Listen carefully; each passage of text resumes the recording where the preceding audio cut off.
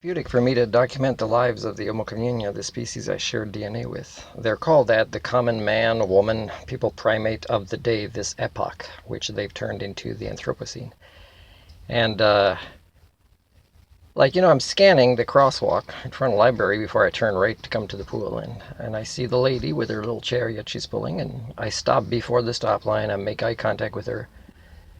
But in her superiority or bad mood attitude, she assumes I'm a bad driver that's going to cut her off. And she's looking around.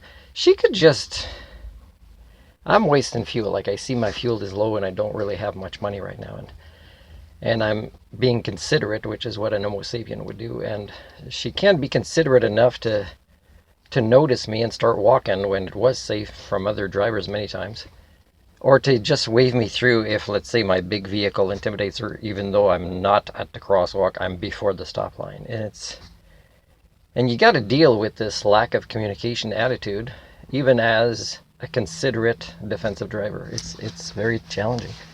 So one of the ways, again, I notice a community can be redeemed, and they've passed the tipping points of self-correction as the Homo communia's failing proto-societies is their ability to not just suck an Homo sapien dry, take, and not give, but just enter the concept of what helped make us human, the concept of bartering. Because, I got a response from a masseuse, a new masseuse that was advertised, and it's almost like offensive, her response. It's almost like it's judgmental. If you want an appointment with me, here's the link and here's the amount, and it's dehumanizing. And again, the last few attempts were unsuccessful, and it's not because I broke the agreement, it's because these ladies broke the agreement, and often at the expense of their kids that I was tutoring with success. Because ka-ching, right?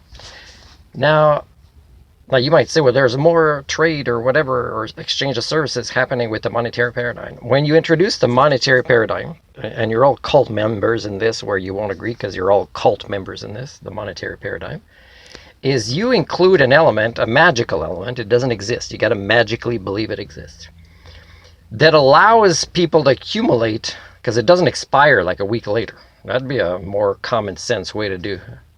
If you haven't spent it, then there's the risk you'll accumulate it and use it to have power over others and create inequality, and we're not going to do it. That's if we were Homo sapiens, right? Wisdom. Except it doesn't work like that. Like you see on TV, people that get paid a whole bunch of money to speak, let's say to be interviewed for 30 minutes, and they're idiots. And I'm not sure if, Elon Musk gets paid or Bill Gates gets paid, but they're idiots when it comes to balance of different types of intelligence that they can role model. Not just put in theory. Different kinds. And yet, they have money, so you guys, the cult members, believe they have something to offer. They don't. You got to believe in this magical paradigm. But otherwise, a lot of what you're saying their companies made is from other smart people, but again, smart in certain ways. Because if they were smart in all ways, they would not have been involved with, companies like that are led by ego or magical wizards. So for me to see a community that, let's like here, recreation, the skill sets I have and how various they are and how successful they are and how needed they are and how aware they are that I'm here. And how this is not the first community. It's an example. Same thing with driver. Same thing with mental health. Same thing with learning specialists, education. There's a need, and nobody can think outside the box.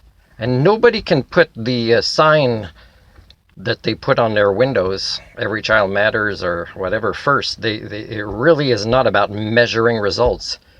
It's about, oh yeah, we receive money from there, so we have to hire somebody with this, even though they suck at what they do. It's pretty nuts. So aside from the inability to barter for win-win scenarios, and bartering, by the way, is an agreement which takes adult skills, okay? And they can be very precise, these agreements. And they can even be with a handshake if people are ethical, but it's not a bad idea to put in writing because supposedly you know how to write as a species and you know how to communicate as a species with language, supposedly. And there's conditions in these agreements. So if somebody doesn't meet them, they could be, renegotiated. Otherwise, somebody failed. And that could be a system instead of money. Somebody accumulates good points or bad points, but must be documented. Can't be somebody trashing somebody's reputation before they trash theirs, which is often what happens. So evidence matters, results matter.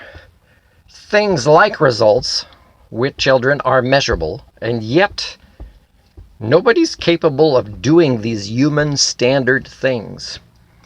So it's pretty sad, but this is, again, the devolution at a faster rate. I even heard very recently that France is losing their language through intellectual laziness, and it's not surprising. It's a tougher language to learn. And intellectual laziness is everywhere at an even faster rate than I had predicted. It's very possible there's data on this. So again, the data is there. It's measurable how you're losing your own language. You're losing your ability to create win-win scenarios, to self-correct, to adapt. And yet, you're still kind of having kids and you're still kind of having nothing to teach them.